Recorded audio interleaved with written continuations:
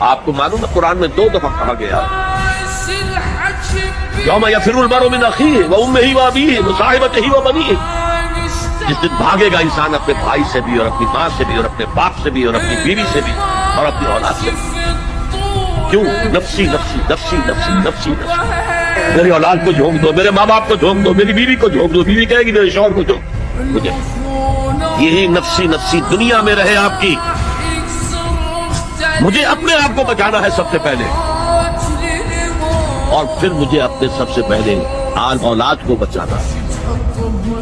یا ایھا الذین آمنوا قوا انفسکم واہلیکم نارا، اے ایمان والو بچاؤ اپنے آپ کو اور اپنے اہل و عیال کو آگ سے۔ یہ کام ہے آپ کریں اور سمجھ لیں، نہ بیٹا کام آئے گا، نہ جورو کام آئے گی، نہ باپ کام آئے گا، نہ ماں کام آئے گا، تمہارا اپنا عمل۔ اگر تم اس راستے پر چلے، اپنی ہمت کے مطابق چلتے رہے